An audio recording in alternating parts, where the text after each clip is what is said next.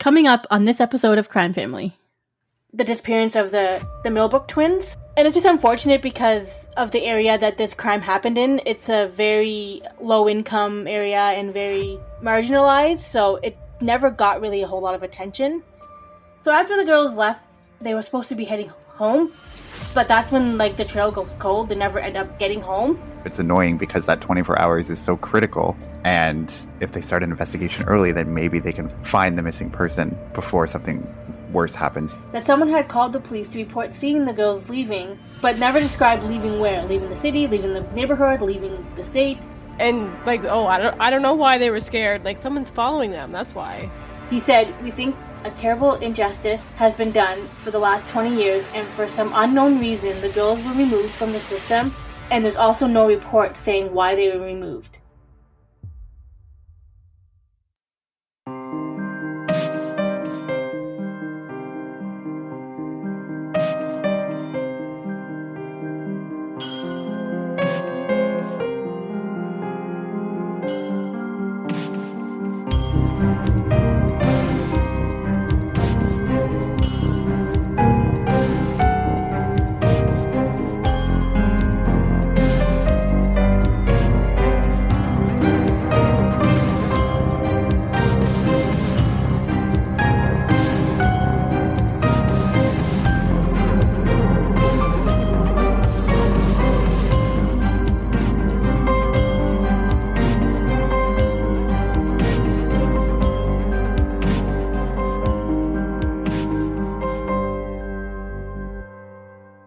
Hi everyone, welcome back to Crime Family.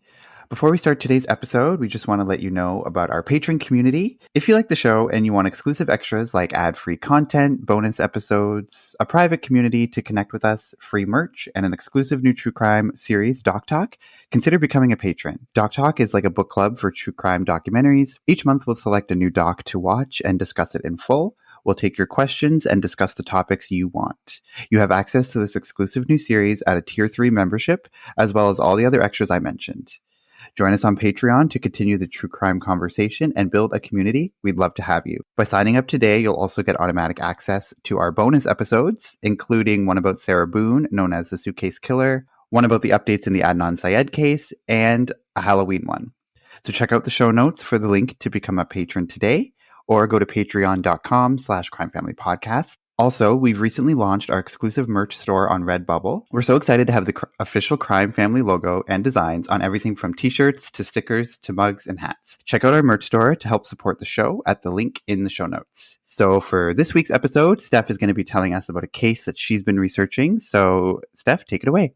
Hi guys. The case that I've been doing was one that I never heard of before. I recently heard it on another podcast that I was listening to, and it's quite an interesting and very sad case. There's not a whole lot of information that is involved in this case, and there's a lot of finger pointing and a lot of shady cop work and stuff like that. And it's just unfortunate because of the area that this crime happened in. It's a very low-income area and very marginalized, so it never got really a whole lot of attention, which is probably why the only reason why I heard it was on a podcast. And when I was researching it, there was barely any information on it. So I just wanted to talk about the case because I want to get the story out there. And the case is about the disappearance of the Millbrook twins. I don't know if you guys ever heard about the case, because I know I didn't before I did my research. No, I never. Completely unknown to me, so I'm excited to listen. Yeah, I've heard of it. I can't recall a lot of the details, but I am a little bit familiar with it. Like I'd say, it just caught my eye and it was suspicious, and unfortunately there was a lot of injustice that went on. So the case is about twin girls, Jeannette and Dannette, and they're fraternal twins who live in Augusta, Georgia. They live with their mother, Mary, and their younger sister, Shanta, and their family is pretty close, but they did live in a low-income area, and their mother struggled a lot to make ends meet, and would often didn't have enough money to feed her children, or give them money for the city bus, which is how the twins got to and from school every day. So the girls and their mother and sister would often go to church on Sundays, and the twins would often get food from the church's kitchen that was free, and this happened every Sunday. They would get meals for the day or meals for a few days, and they would bring it home. And on the day they disappeared, it was no different than any other day. On the morning of March 18th, 1990, the girls and their mother got up and got ready for church and went to church like they did every Sunday. And afterwards, their mother had left to go home, and the girls had to pick up something to eat at the church's kitchen. Once the girls had got their meals, they walked home. And when they arrived home, they had told their mother that there was this white van that was following them. But when the mother looked out the window, she didn't see any white van or anything out of the ordinary, so she kind of just brushed it off and kind of ignored it. Later that afternoon, the girls, after they finished their meals, the girls decided they were going to go visit their godfather. It was in walking distance from their house. So they would often go to their godfather's house because he would often give them money for the bus, and they knew he would always give them extra money to buy like snacks or anything else that they needed. So on this particular day, they left their house around 3 and went to their godfather's house. When they got there, they hung out with their godfather for about half an hour. They got the money and they decided they were going to walk to the convenience store. On their way to the convenience store, they decided that they wanted to stop at their cousin's house to see if their cousin wanted to walk with them to the convenience store.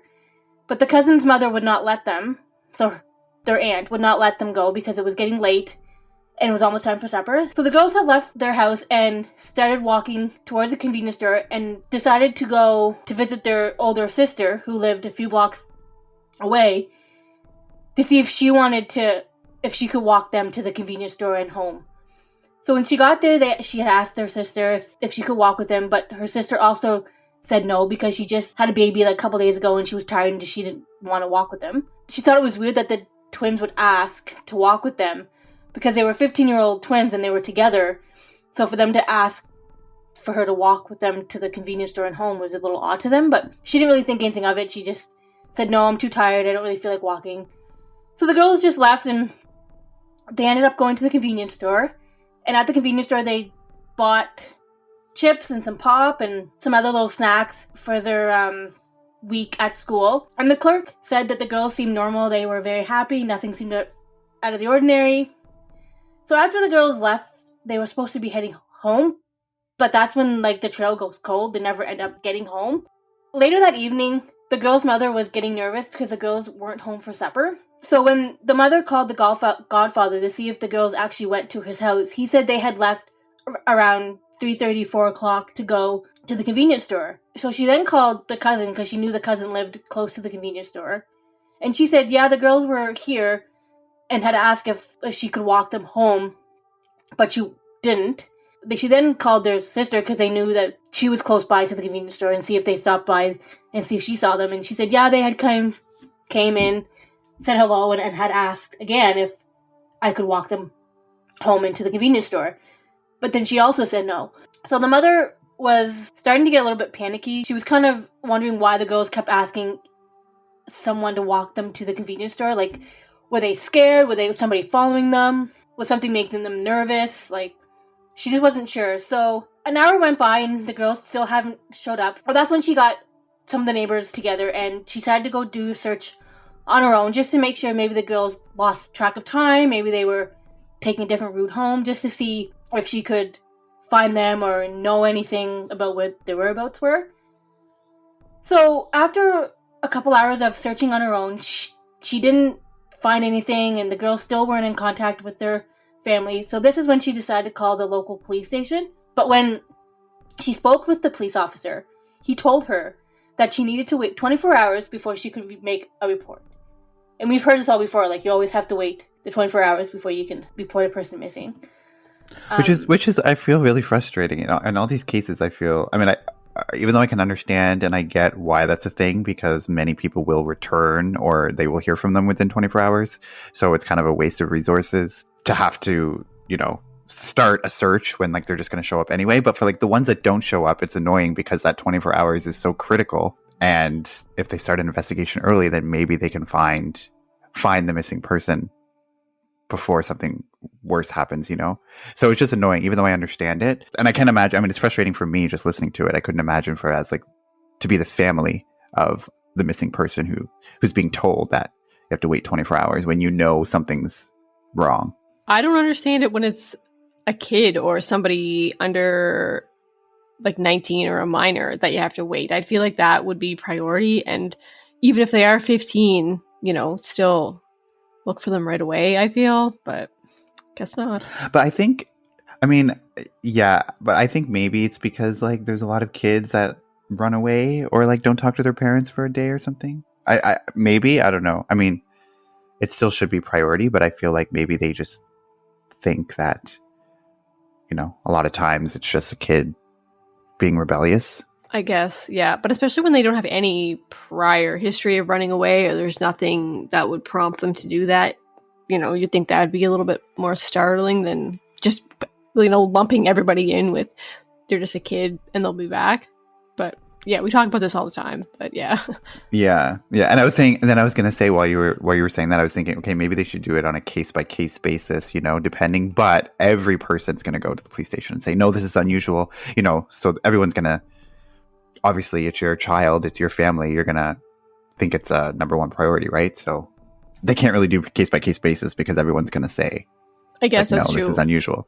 Yeah. And they probably just don't have capacity to search every single time somebody says something. So I guess I get it. Because I mean, like, I've never worked at a police station or anything like that, but you can probably imagine the amount of like people who call them saying somebody's missing and then they turn up like hours later, right? Like, we don't see that side of it. So if you're on the inside, you're probably like, okay, well, 90% of these just turn up anyway. So that's why I can like understand that 24-hour rule, even though it is annoying and frustrating. So I feel like in the back of my mind, that was kind of one of the reasons why Mary waited and she kind of did the search on her own, was because, like I said, they lived in like a marginalized area in a very like low income area. So I feel like if she kind of went to the police, they might have, like, she kind of knew that they would say 24 hours or they might have brushed it off or something like that. So I think that's why she initially did try to search on her own. But like, obviously when the girls didn't show up, she had to go to the police and file a missing persons report. So yeah, so like I said, like, she had to wait 24 hours and she was super frustrated, but she did wait the 24 hours. When there was still no contact with the girls after the 24 hours, she called back to make the report. But this time, when a deputy answered the phone, and according to the mother, this is what the deputy said. It says, oh, they probably ran away, like, they're probably, like, they'll come back, like, there's no need to panic or no need to worry. They're 15-year-old girls. Like, kind of like what AJ was just saying, like, the 15-year-old girls will come back. So they basically said, we can't really do anything right now. But Mary knew with all her heart that her kids just didn't leave or run away because they weren't that type of girls. They were very, like, close to their family. They were very close to the community, and they wouldn't just get up and run away. They were good kids, and they would never leave their family for no reason. One thing I always notice or I always think of when I hear about cases or watch documentaries or whatever, it's like people always say, oh, this is unlike them, they would never.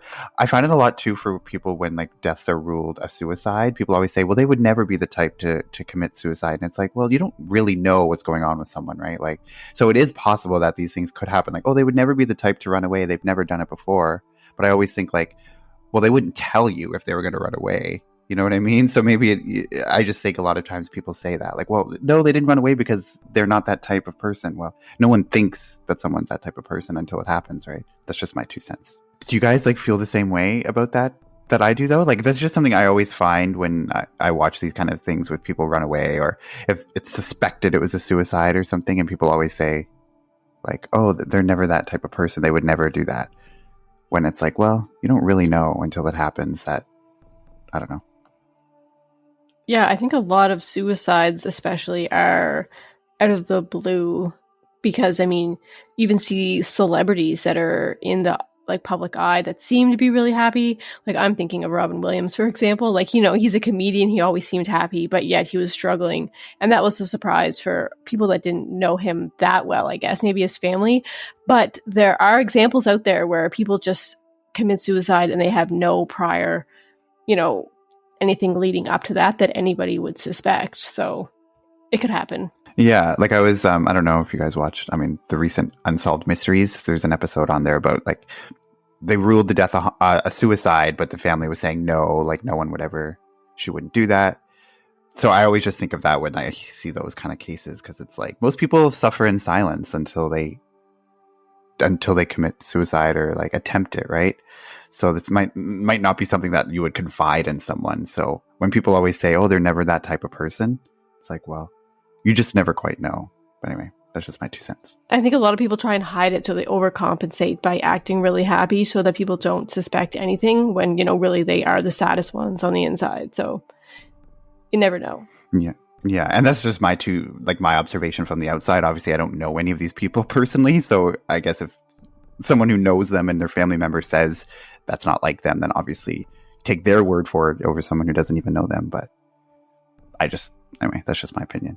Yeah, I kind of I agree with what you guys are saying. It's it's so hard to I don't know any of these people either, so it's so hard to know how they're feeling and what's going on. So I'll get into more detail about the whole police investigation, but it's sad to think that a lot of cases go unsolved, or a lot of cases aren't done well because their first instinct is they ran away or they commit suicide, when really they don't really know, and they don't really do a whole lot of investigation to find out. So it's just sad that some of these cases just does not, they get details wrong and stuff like that. So yeah, I think if there's evidence, there's suspicious evidence, or it's kind of sketchy, there's evidence to show that it possibly was foul play, I think they should pursue that.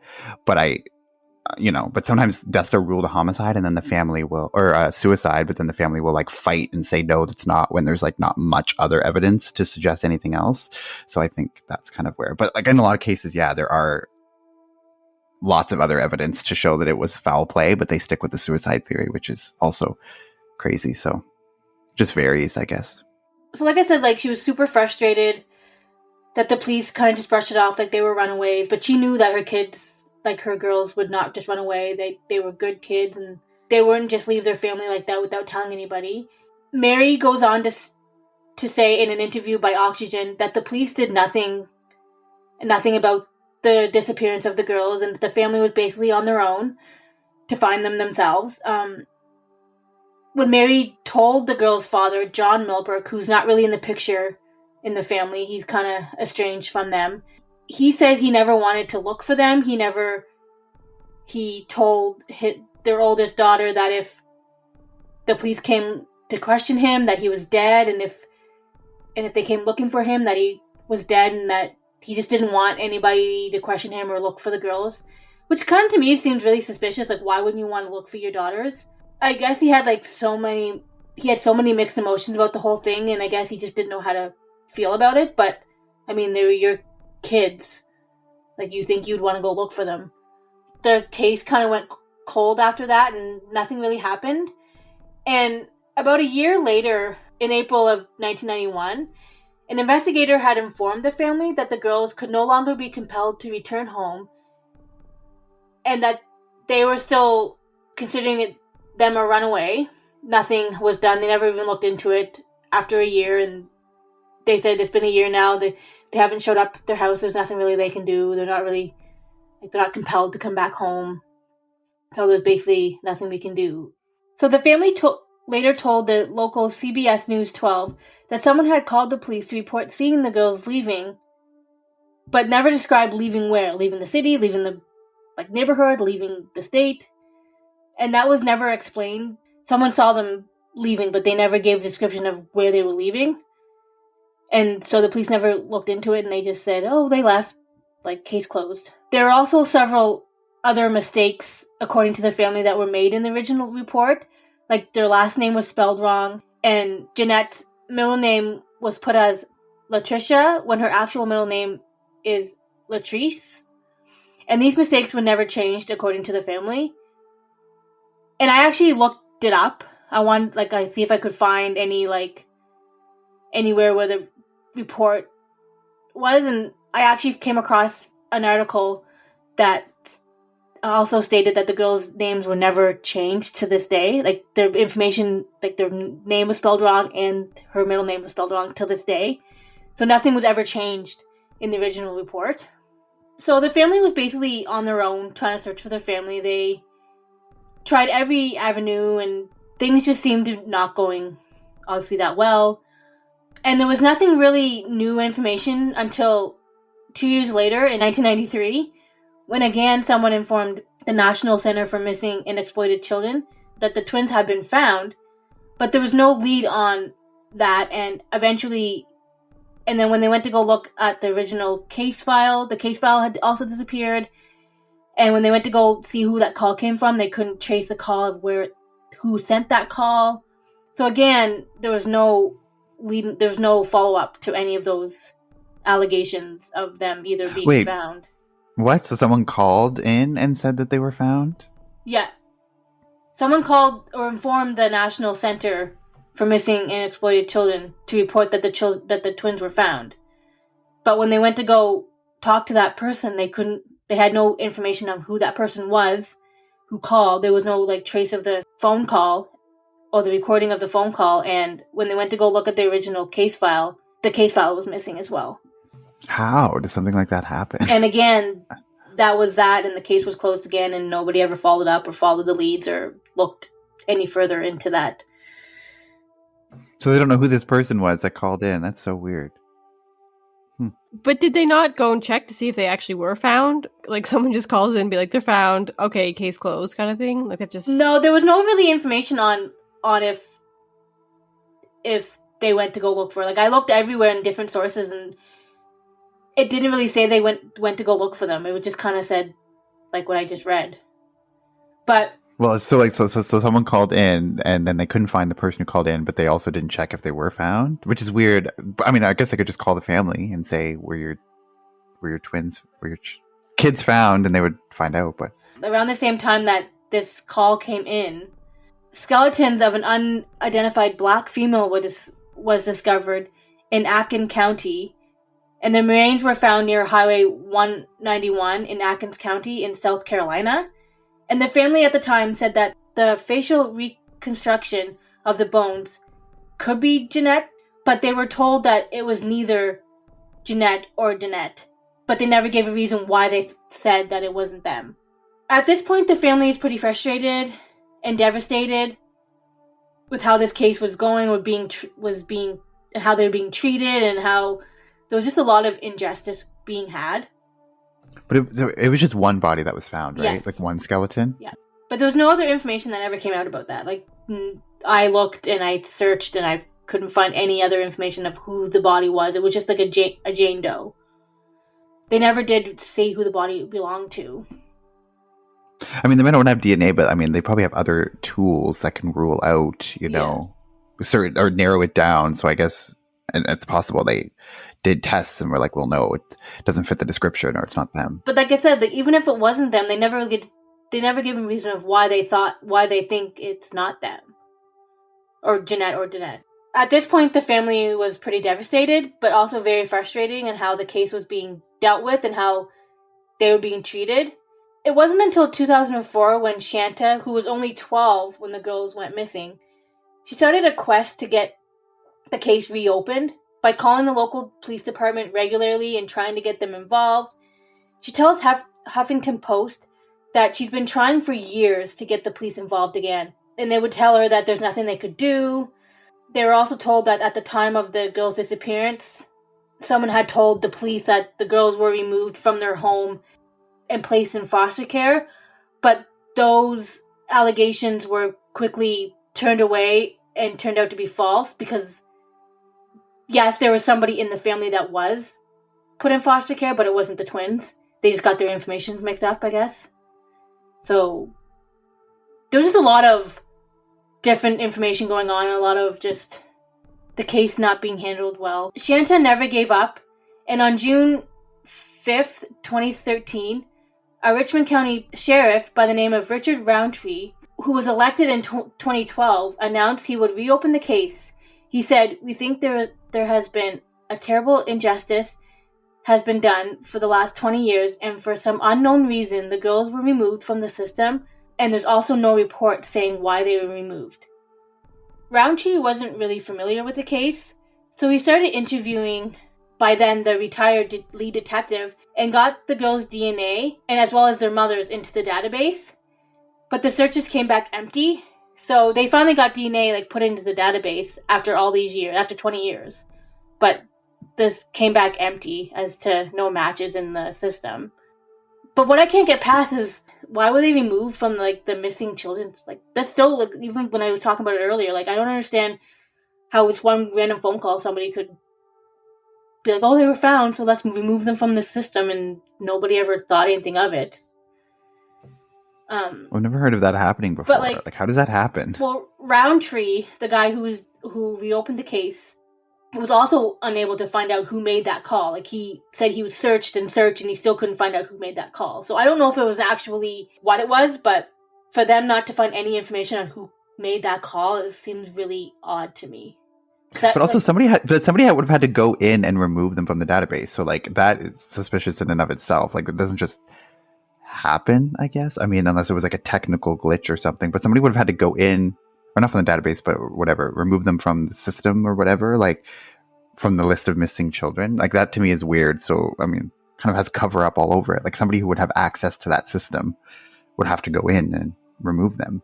Or somebody didn't put them in the system at all and said they did, and I just don't know. Like AJ said, I've never heard of anything ever happening like that, like, and not being able to find out who made that call. It just seems weird to me. But as you can tell by how this case is going, there's just a lot of mistakes and injustice going on to this family who just want desperately to find their missing family members. Since the family had no money to advocate for the missing girls, they seeked out people like John Walsh, Oprah, to see if they could, like, just get the word out there and talk about their case and stuff like that. But unfortunately, for whatever reason, no one wanted to help them, and they couldn't pay a private detective to, like, help them with the case. So they basically had to do everything on their own, and they're just at wit's end and trying to figure out what they could do to, like, just get more information out there about the girls and try to get the case solved.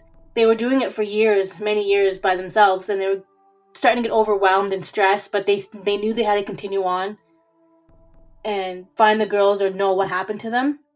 Luckily, someone did hear about their story and wanted to help, and that help came from two women who ran a podcast called The Fall Line, where they focused on cold cases in marginalized communities in the southeastern United States.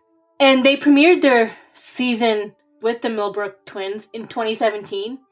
And then a guy by the name of Michael Whalen consulted with the host of the Fall Line podcast, and he featured the case on his podcast called Unresolved in 2018.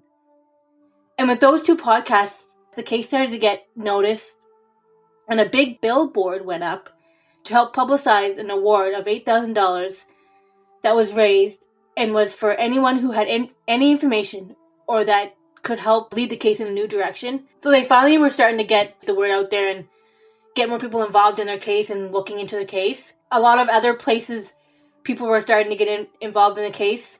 And one of the articles that I was reading came from the Oxygen.com. The article I was reading had come out in November of 2019. And this article was kind of really interesting to read. They had interviewed a guy who was incarcerated by the name of Ernest Vaughn.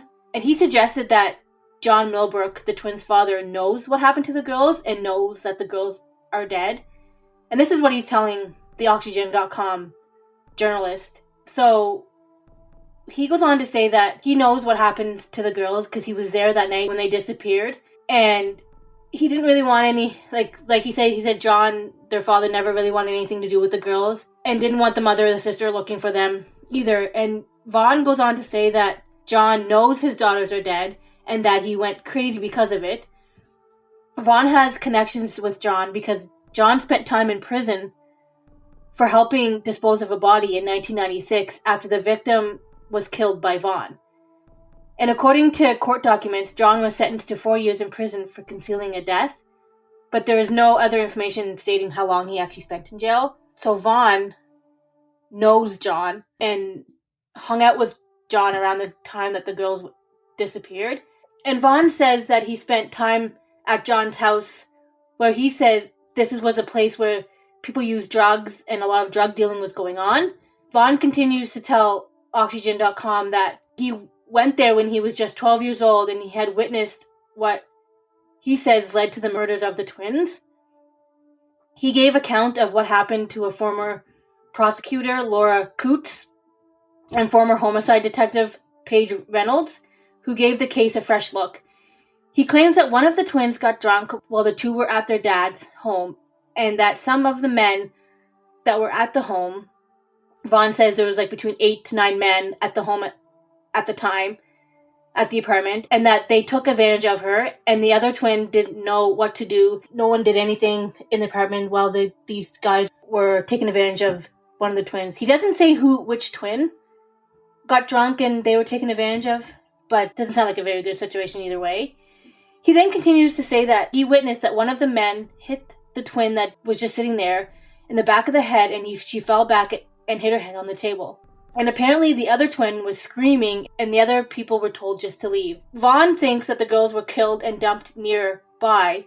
He never did say whether Millbrook killed the twins or was involved in dumping of the body, but he feels that this is what drove him to go crazy. Now, this is all just what this Vaughn guy was telling the interviewers. Now, these claims are all hearsay, but Millbrook is currently still alive, but is in a nursing home with dementia, and according to Shanta, the prosecutors were not able to confirm or deny Vaughn's claims. Richmond County Sheriff Department investigators spoke with Vaughn in prison, told him of the details, and Oxygen.com also told him about the details of what Vaughn's story was, of the story that Vaughn was saying. And they said, even though some of the details were corroborated, they did not find his accounts of what happened to the girls credible. And there was no further investigation after that. And the case remains unsolved to this day, and there has been no new information. So after all that, in the claims of what could have happened to the girls, there was no information after. Like, they looked into it, they didn't see it was credible of what happened to the girls, and the investigation kind of just went cold after that, and nobody has looked into it since. Do they know for sure that this Vaughn guy knew the twins' father? Like, you said he was incarcerated. Their father was incarcerated for concealing a body that Vaughn had killed. Like, we know that's true, right? Yes, because there was court documents proving that Millbrook was in prison for the concealing of a death, but it never says how long he was in jail for. So they did know each other, is what we know that. They knew each other, yeah. We all hear stories of people who say stupid stories or make up stupid things just to try to get themselves involved in the case somehow, but like I said, they did look into it, but they didn't see that his story was credible towards what happened to the girls. And I'm assuming they never did go interview Millbrook because he has dementia, so you probably wouldn't remember what happened or who the girls are. So it's hard to say. And I guess they never did question any of the other witnesses, or Vaughn never told them any of the other people that were there. But he was only 12 at the time. When the girls went missing in 1990. And he never told anybody else who the witnesses were, who the other men were. Maybe he didn't know who they were because he was only 12 at the time, but also, like, who else know? Like, who knows what kind of, like, what he held? He could have held something against him for something unrelated and just thought this is a way to get back at him, or I'm gonna like blame this whole thing on him. Because like if they have a history together, like maybe they, he just wanted to get back at him somehow and like blame him for this. So yeah, I don't really see. I mean, it could be credible, but also, well, maybe. Who knows? You also think like when the girls did go missing, the younger sister said that the father didn't want anything to do, didn't want anything to do with the investigation, didn't want anything to do with them missing. So it's kind of suspicious in that way. Like, oh, why doesn't he want to be involved? Like, now with this story, you think maybe he did do something or know something and just didn't want anything to do with it. But now you can't ask him because he has dementia and he probably wouldn't remember anyways. It's crazy. I mean, there's no evidence either way to say if his story is credible or not. So I guess we'll never really know. So it's just it's very weird. But if that is true, then obviously it's pretty sad and like crazy if their own father could do something like that or be involved. But yeah, it is kind of sketchy that he wouldn't want anything to do with like the investigation. Like that in and of itself is a red flag right off the bat. And that they didn't question him at the beginning. Like when they went missing, they never really did question John about if he knew where the twins were. Like that was never. I never found any information that they even went to his house or went looking for him. So obviously the police didn't really look into, like, they didn't do their job properly and ask these people. Because, like, if what Vaughn's saying, like, they did drugs at his house and were doing drug dealing, if they would have went to his house to interview him about his daughters being missing, they would have probably seen evidence of that and maybe dig deep into more about his background and what he knew, but they never did that, so now we never know. So I guess he wasn't actually estranged from his family then, right? Or is he still saying that he was? But maybe the girls would still hang out there sometimes, but their mother didn't know? Like, how have you figured that situation out? Yeah. Yeah, like, why would they be there if they're estranged from him? Uh-huh. But unless he, like, took them there against their will. He might have done that, but also, like, they weren't, like, he wasn't in their lives. Like, he never supported the mother with any, like, financial whatever, and never really, like, helped out with the kids, or never gave the kids anything, or never really spoke with them. So, I never really went into detail about, like, what their actual relationship was, but just from that, I'm just gonna, like, assume that they weren't, like maybe, like Katie said, maybe they were going there without the family knowing, or maybe he did take them without their consent or whatever, but...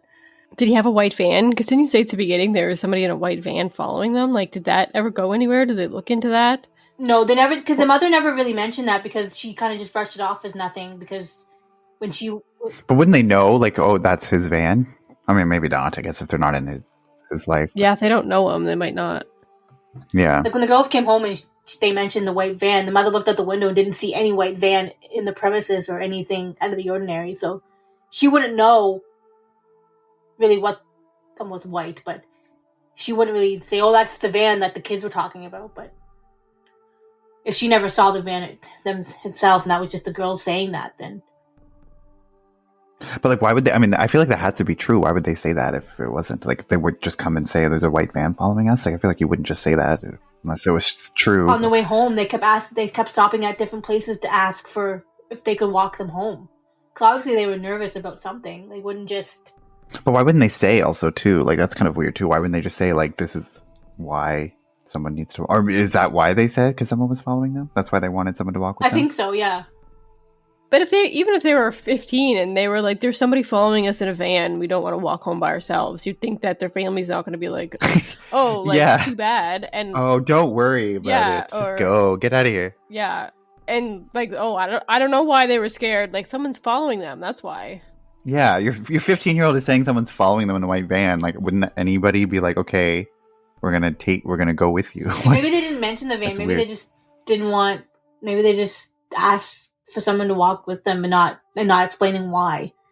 But also, I feel like, I don't know, shouldn't you also get the hint? Like, if they're asking people to walk them, and there's obviously a reason why. Like, I feel like you would just clue in and say, okay, like, there's a reason why. Maybe they don't have to tell you up front, but, like, clearly they're uncomfortable going alone, so we would just... But, like, why wouldn't they just go with them? Store clerk said, like, when they came into, like, the convenience store, they seemed happy. They were, like, laughing, and they seemed like nothing out of the ordinary. I mean, they seemed like normal teenage girls buying candy and stuff like that. But then as soon as they walked out of that convenience store, that's, like, literally the trail goes cold, and that nobody has found them since. So obviously somebody was waiting for them or knew where they were going.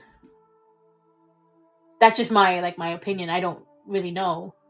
They couldn't ask the older sister because they went to the older sister house to see if she could walk them home, but she recently died. So, and that's the thing that sucks the most about these old cases that, like, go cold. It's like, as the years go on, you know, more people die, possible witnesses die, and so it's like just less and less likely that something, or people forget, or, you know. But what I'm also really really shocked about is that, like, John Walsh or Oprah or people like that didn't want anything to do with the case. Like, those are the type of people you think would be all over it, especially John Walsh. You think, and he does other shows like The Hunt, which is, like, literally looking for people. So, like, oh, that is weird. And a lot of it goes back to, like was it because of their race and where they lived? Like, a lot of it goes back to that, like.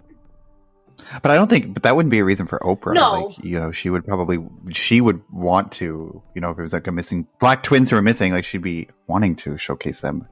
Yeah, but maybe there wasn't just a lot of information out there. Maybe there's... Probably there just wasn't a lot of information, but probably a lot of people reach out to those people every time someone goes missing, right? They're probably just bombarded with requests, and they unfortunately have to pick which ones they're going to talk about. And this one just fell through every avenue they went through. So yeah, like one show can only cover so many cases or so many things, right? So yeah, exactly. And Oprah is like the number one person people, especially at that time in the 90s, whatever, like she would be the one people would reach out to, I feel, more than anyone. So she just like cannot do it. And like I said, like the only reason why I heard about this case was through a podcast. So it's kind of not really funny, but like ironic that like the only way that they got like the reward out there, like their faces known, was from 2 other podcasts that happened just to stumble upon the case randomly. And it was just funny how like podcasts are how people are getting the word out there for cases that aren't.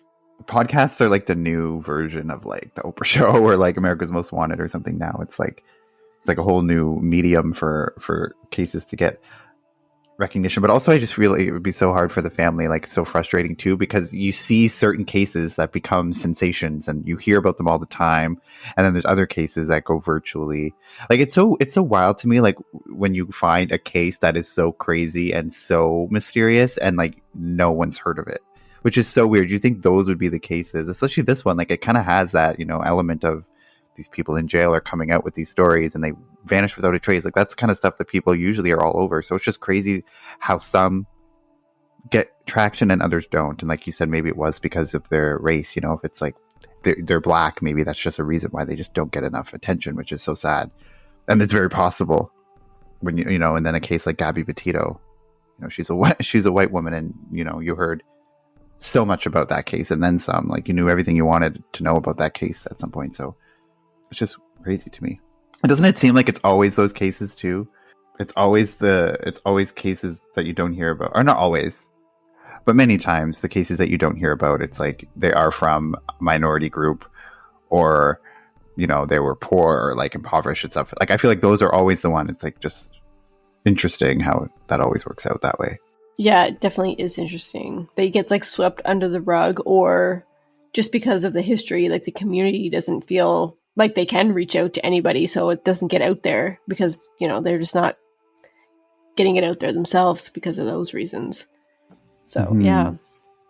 It always reminds me, like this, what you were telling, it reminds me of that case we did from season 1, like Asia Degree, like the little girl who went missing without a trace and it's still unsolved. Like that's a case that to me is still one of the most bizarre cases I've ever heard about. And it's not really like, a really well-known one, unless you're super into true crime and then a lot more cases than the average person. But like, I feel like a normal person wouldn't just know that case, even though it's so bizarre. So it's just crazy. And of course, that was another case of Asia Degree. Like she was a little black girl. And then, of course, you never hear about it. I was just going to say that. Like, a little black girl that went missing.